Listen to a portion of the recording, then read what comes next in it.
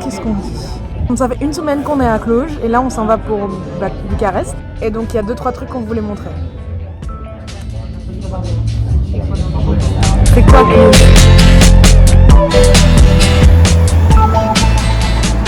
Sans vouloir trop m'avancer, je crois qu'on pourrait mettre une hypothèse sur la manière de porter le sac. J'ai remarqué que les personnes qui parlaient roumain et qui sont passées portaient leur sac plus bas que les Français, plus bas sur les épaules.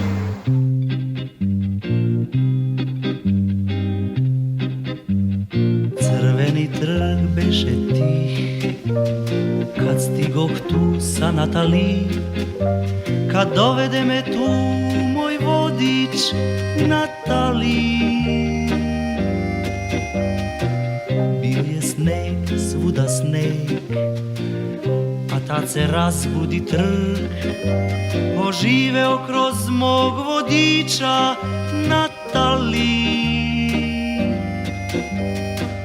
Ratnici su prošli tu i poeta čitav svet, Karenjine sme, Kutuzova krije dim, Lenjinov oktobar bdi, dok mi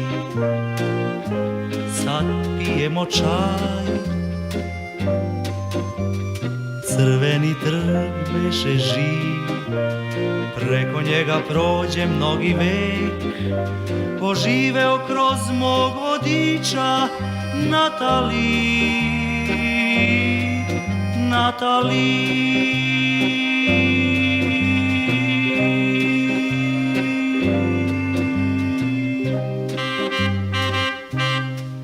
Noći te reših čvrsto sutradan, da kažem Natali, ja ljublju, ja vas ljublju.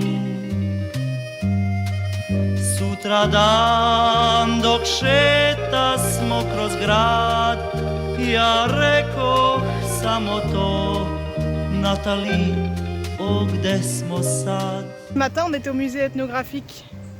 Moskva sa tornjevima drevnim i ulicama belim, metrom koji juri. Moskva sa rekom koja peva, sa pesmom koja igra i igrom koja pali krv.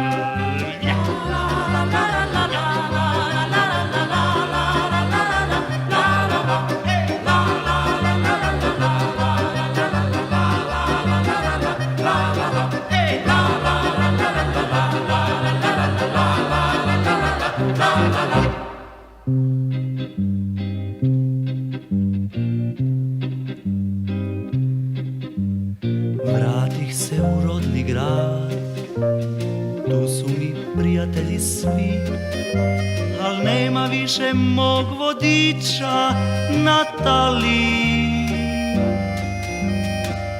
Priče njene žive tu, čujem još u svakom snu, Karenjine sme, moje cigarete dim, ko da crta voljen lik, dok ja sad sam pijem čaj.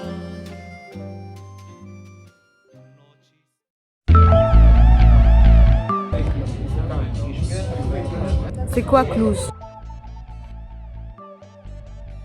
Déjà, les cœurs d'îlots. Ouais, ça c'est un truc trop cool de la ville. Ils investissent vraiment tout ce qu'ils ont à disposition. Et donc, tout ce qui est à l'intérieur des bâtiments et tout, on peut y aller, il y a des cafés, genre là.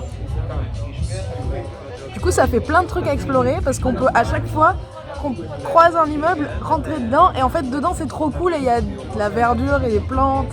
Et des cafés. Des cafés. Notre Airbnb, il est juste là. Et là, il y a un café. En sachant qu'on a fait pratiquement tous les cafés à Cluj. Ça, c'est le deuxième truc. Les cafés à Cluj.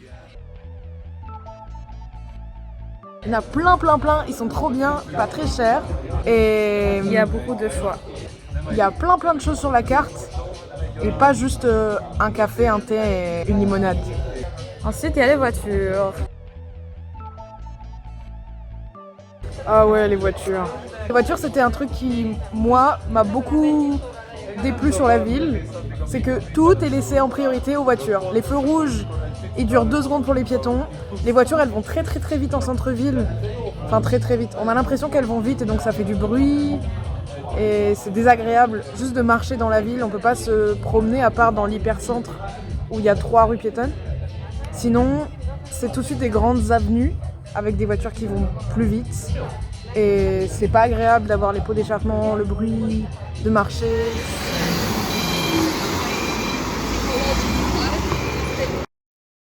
On a rencontré l'ami d'une amie qui nous a expliqué ce qui est en train de se faire dans la ville.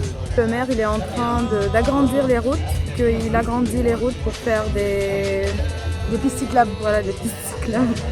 Et donc les trottoirs, ils sont de plus en plus étroits.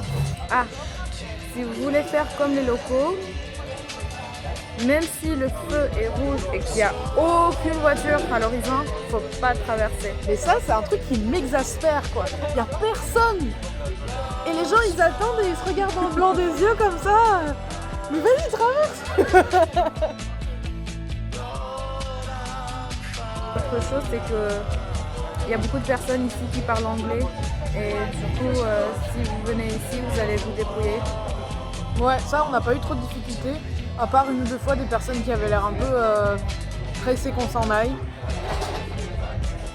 Mais par contre, je pense qu'en allant plus dans les campagnes de Roumanie, ça va pas être la même chose. Ici, c'est une ville très très internationale. En fait, nous, on a l'impression que c'est pas cher parce qu'on a un salaire français. Ici, c'est très cher pour le reste de la Roumanie, mais vraiment de beaucoup. Et je pense que c'est en grande partie parce que la ville est très internationale. Il y a beaucoup de Français en médecine. En fait, il y a énormément de cabinets de médecine partout, de dentistes, de stomatologie, d'ostéopathes, de vétérinaires. Et ça, c'est un truc qui était très surprenant. Je pense que les prix des loyers, des restaurants ont beaucoup augmenté parce que les gens qui venaient ici, ils avaient les moyens de s'offrir autre chose. On discutait avec une Roumaine qui nous disait qu'elle trouvait que son loyer était excessif et il était de 200 €. Pour nous, quand on prend Paris comme comparaison, 200 €, c'est donné, même Saint-Étienne. Après, on va où? Ah, voilà, Bucarest!